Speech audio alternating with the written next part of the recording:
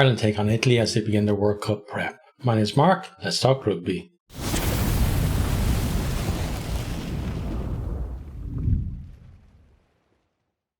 Ireland versus Italy in a Rugby World Cup warm-up game. It's at the Aviva Stadium in Dublin.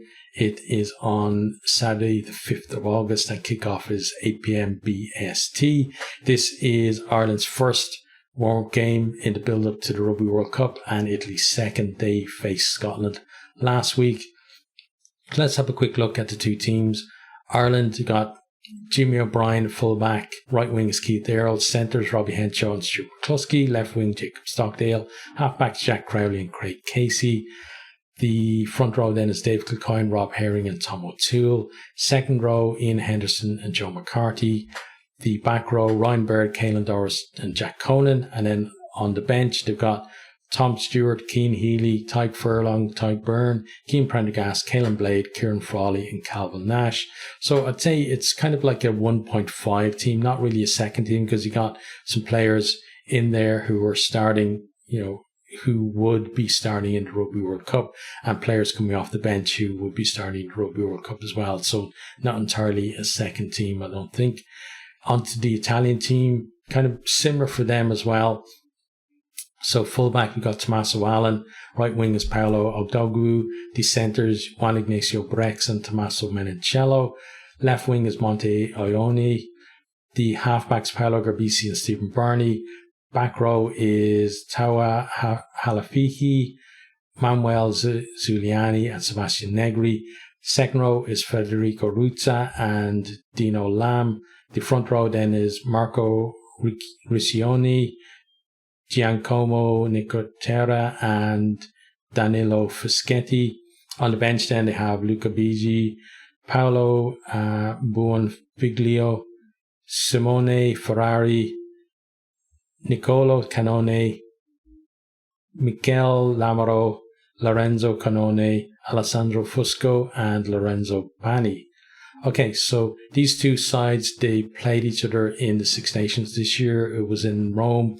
It finished Italy 20, Ireland 34. So it seemed like a kind of comfortable victory for Ireland in the end. But halftime, there was just one score in it at 17-24. And, Ireland, it was kind of one of those ones where they were just looking for the win rather than trying to kind of turn on the style as well. There was a few changes in the team, not as many as I probably would have expected for that, but they were going for the Grand Slam at the time. And Italy did put in some decent performances in that Six Nations as well. But let's have a closer look at the two teams. So Ireland, you got Jimmy O'Brien there at fullback. I think Jimmy O'Brien is one of those players who's probably going to go to the World Cup, not because he is like first choice or even maybe second choice in many of the positions that he plays, but it's the fact that he plays so many positions. I think that, you could put him, anywhere in kind of your back five really, and he's going to be able to perform for you. And that kind of cover, I think, is going to be enough to get him on the plane. We've got Keith Earls there then on the right wing. I love Keith Earls as a player.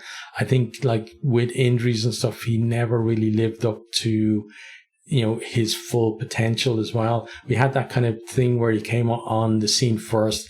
He was seen as kind of the next Brian O'Driscoll, and to be compared to a player of that quality at such a young age, I think had its kind of effect on him as well. He has spoken about mental health in his book as well. And it's great to see him kind of speaking out on those things, but he's been a great servant for Ireland. And, I'm not sure whether he's going to go to the Rugby World Cup or not, but if he does, he's not going to let the side down. He's the kind of player that he doesn't score that many tries for Ireland anymore, but when he does, they tend to be important ones. So if he does go, I think he's going to have maybe a key moment in the Rugby World Cup, but maybe not huge involvement overall. Centres then, we've got Robbie Henshaw, who's definitely going to the Rugby World Cup. Stuart McCluskey, who I think on ability should be there, but the fact that there's so many players vying for positions, and he's just, a specialist inside centre. And you got Bunyaki, who's going to start ahead of him. Robbie Henshaw, who could be playing 12 to, to make room for Gary Ringrose as well. So it means McCluskey's kind of fourth choice in the centres, and the fact that he doesn't cover other positions means that he might lose out to players of the caliber of Jimmy O'Brien. I think that McCluskey as a specialist is a better player than O'Brien as a specialist, but I think that all-round game, Jimmy O'Brien just gives you more. We then got Jacob Stockdale on the left wing. At his peak, that guy, he is world class. He's been nowhere near that recently. He has been coming back into form though for Ulster, getting back fit as well. So I think that's why he's in the squad. It's more the kind of potential and the promise that he has in terms of being able to hit that peak again rather than on his current form. And he might actually go to the World Cup just based on that. I think there are better players in wing position that could go to World Cup ahead of him. The likes of Calvin Nash on the bench. I think in terms of just a performance recently, Nash is a better player than Stockdale. But I think in terms of the peaks that both have reached, Stockdale has that higher ceiling. Obviously, Calvin Nash could get up to that level as well. But, that's where you've got to make those choices. Halfbacks then, you got Jack Crowley and Craig Casey. I think with this selection, kind of a little bit disappointed, and not on either player. I think both players are probably going to go to the Rugby World Cup. I think Crowley is going to see a lot of game time in the Rugby World Cup as well, because he has shown in the URC final that he has that temperament for big games, and Craig Casey kind of the same as well. But what I'm disappointed about is that I would have hoped that it would have been Crowley and Jameson Gibson Park at 9 for this one, to get time for that combination, and then maybe we would see Byrne and Casey together for the next warm-up so that they can have time together as well. Because there are going to be times where those players in the World Cup are going to have to play together, and you want them to have more time before that to be able to do it, because Crowley and Casey have plenty of time together for Munster, and the same with Byrne and Gibson Park. They've had plenty of time at Leinster as well. But, at least both of them are getting game time now. Front row then, we got Dave Kilcoyne, Rob Herring and Tom O'Toole. Kilcoyne, he's a decent scrummager. He's good around the park as well. And I think he's just that solid backup that you could bring to the World Cup. There's obviously plenty of competition for those spots as well to go. But I think, I wouldn't be disappointed if Kilcoyne got to go. Rob Herring, he's third choice hooker at the minute. I think his only competition really is Tom Stewart, who's on the bench. I think that Sheehan and Kelleher are definitely going to the Rugby World Cup, and it's between Herring, I think, is in position for that third spot, and Stewart is going to have to do something amazing to dislodge him. I think Tom O'Toole, I hope he goes to the Rugby World Cup, because even though he was coming off the bench in the Six Nations, he really had a massive impact, and there was a point where he was, I think, maybe the best carrying prop in the Six Nations after like 3 or 4 rounds or something. Even though he was only coming off the bench, he was like first or second for meters made. So the guy really can have an impact off the bench. So another one, hope he goes well and makes that squad. Ian Henderson, captain, been a brilliant servant for Ireland. I think he gives us that extra bulk that we need at times, both in our scrum and also in kind of mauls going forwards and defending as well. And, I think for that, he's going to go to the World Cup. The only kind of question about him is fitness. He never seems to be able to put together like an entire competition without picking up some kind of knock.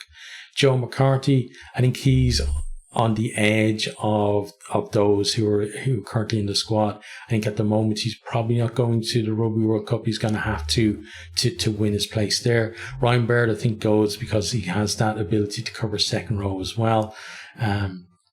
And he's very comfortable at 6'2", so he's going to be there as kind of a utility forward. I think Caelan Doris definitely going, probably Ireland's best back rower and maybe best forward as well this year.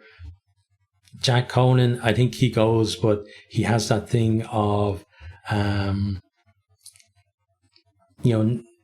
there are too many other good players. Like Doris is probably going to play 8 because you're going to have Peter Manny coming in at 6 and then Van der Fleer at 7. So, Conan has silky skills and lots of ability, but he's probably going to be more of a squad player. Where you want him to step up is against maybe the minnows in the Rugby World Cup, where he's going to get a start, and you want to see him maybe getting a couple of tries in those kind of games and setting things up there as well. On the bench then, we've got Tom Stewart, the top try scorer and I think record try scorer for a season as well in the URC. The guy knows his way to the try line. He does have a problem though, in that he gives away a lot of silly penalties and free kicks, so he's going to have to stamp that out. And if he does that in the warm-up games, I think that will probably decide in a negative sense whether he's going to go or not. Got Cian Healy there, who can, he can cover basically the entire front row.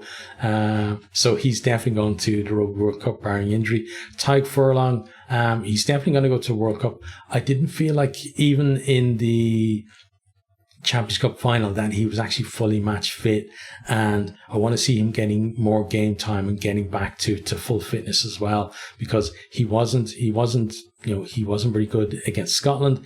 Against England he was better, but not at the level that we expect him to be. And Tyke Furlong, you want him to be a positive contributor and to be a threat to opposition, and I feel himself and Porter actually have been nowhere near their best this season, and I want to see them getting better as we get closer to the World Cup. Tyg Byrne, guy's absolute nuisance at the breakdown, and obviously gives you, in mauls as well, gives you a lot of options there too. He's definitely going to go to the World Cup.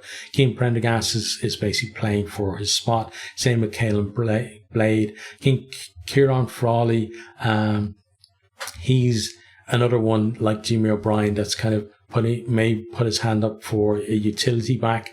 Not going to be picked as, I don't think he's going to be picked as a 10. Don't think he's going to be picked as a centre. Just going to be picked for ability to cover. But I think at this stage he wouldn't be in my 33 to go to the Rugby World Cup. He's going to have to prove himself. Same with Calvin Nash. I think the guy has bags of ability, but he's gonna have to show what really he's probably gonna get this and a start to prove himself. And I think with that he's gonna have to bag himself a couple of tries at least to show that he has that ability. It mightn't even be enough to get in. And for me, I would probably pick him ahead of Jacob Stockdale, but I think Stockdale in kind of the coaches' plans, the coaching team's plans, Stockdale is ahead of him, so he's going to have to prove himself.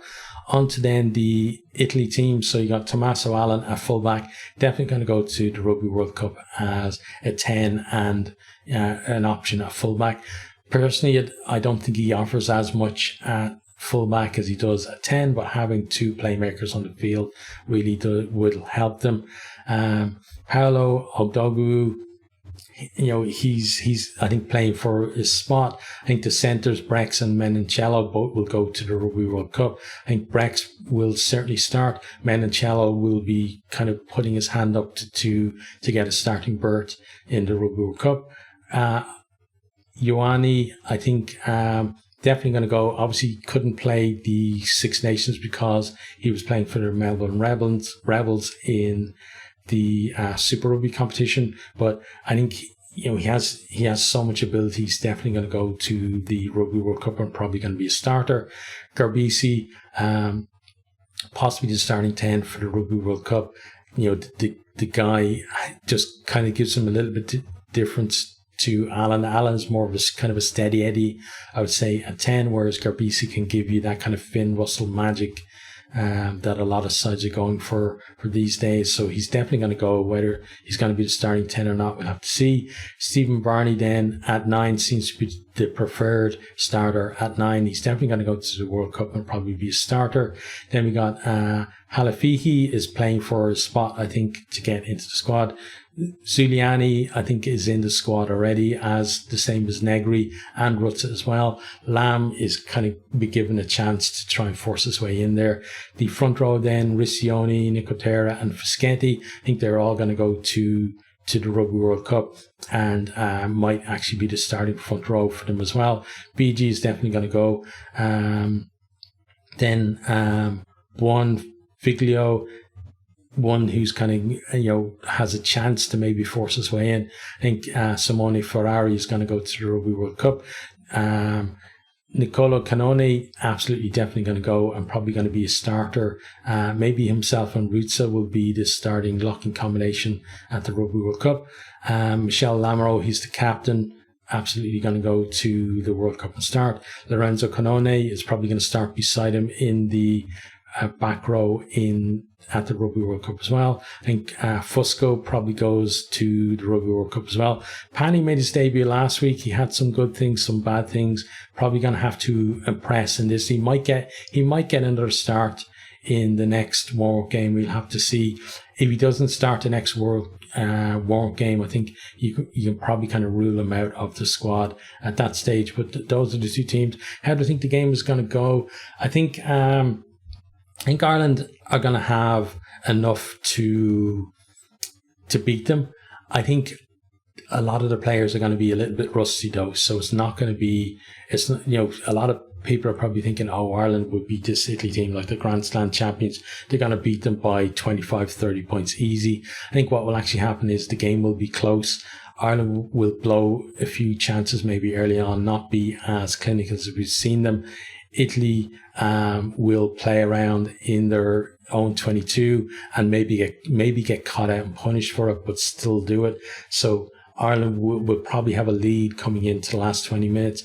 And then typical for Ireland-Italy is that Ireland will begin to stretch away, then Italy will hit back and get a try or two towards the end and kind of make the score a bit closer. So I think Ireland will probably win by a couple of converted tries. So around about the 14, 15 point mark, I think, in the end. I'd love to see us do better than that and really hit the ground running, but we don't have a history of being able to do that. Really, I want to see our bench coming on and getting the game time that they need, especially into the likes of Furlong. I want to see maybe Furlong coming on with 30 minutes to go. Normally, if Furlong was match fit, I would say leave Tom O'Toole on for as long as you can, and let's see what he can do. But I think Furlong needs the minutes in his legs at test level, so he's got to play that one. But hopefully, Tom O'Toole gets another chance before the Rugby World Cup. But yeah, I think Ireland are going to win this one. It is going to be a bit of an arm wrestle.